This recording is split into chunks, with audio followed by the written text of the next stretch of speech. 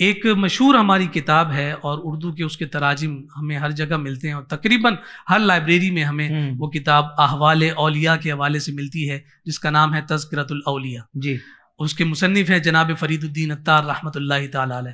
آپ کو یہ بات جان کر یقیناً لطف آئے گا کہ آپ نے جتنے بھی اولیاء کا تذکرہ کیا ہے ان میں سب سے پہلا تذکرہ امام جعفر صادق رضی اللہ تعالی۔ اللہ اکبر، سب سے پہلے جی انہوں نے اولیاء کے اذکار اور تذکروں کی ابتدا سبحان حضور اللہ علیہ السلام کے اس پیارے شہزادے سے کیا،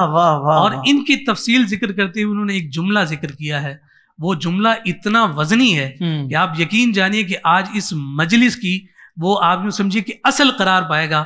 آپ فرماتے ہیں کہ امام جعفر صادق رضی اللہ تعالیٰ عنہ کی شخصیت اتنی جامع اور اتنی کامل ہے کہ اگر صرف جعفر صادق کا تذکرہ کر لیا جائے جی تو 12 کے 12 ائمہ اہل بیت کا تذکرہ خود بخود ہو جاتا۔ سبحان اللہ سبحان اللہ۔ یوں سمجھیے کہ جب یہ درمیان میں آپ کو چھٹے امام نظر آ رہے ہیں تو آپ کے بعد اور آپ سے پہلے آپ سے جو فیضان جاری ہوا یا آپ تک جن کا فیضان پہنچا، کیا کہنے ہیں، آپ اتنے جامع اور کامل ہیں کہ آپ کا ذکر ہو جائے 12 کے 12 ائمہ اہل بیت کا تذکرہ ہو جاتا۔ اور علمی اعتبار سے جو آپ کا مقام ہے، میں سیدی اعلیٰ حضرت کا وہ فرمان ذکر کر کے مفہوم عرض کروں کہ فتاوی رضویہ شریف کی 29ویں جلد میں آپ نے فرمایا کہ روح زمین کی 2 ہستیاں ہیں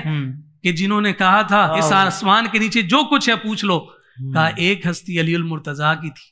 اللہ دوسری ہستی امام جعفر صادق رضی اللہ تعالیٰ عنہ کی ہے کہ جنہوں نے اپنی زبان سے فرمایا کہ جو پوچھنا ہے پوچھ لو، اللہ رب العزت نے مجھے علی المرتضیٰ مدینۃ العلم کے فیضان کا خوبصورت علمی نور عطا فرمایا۔ سبحان اللہ سبحان اللہ سبحان اللہ۔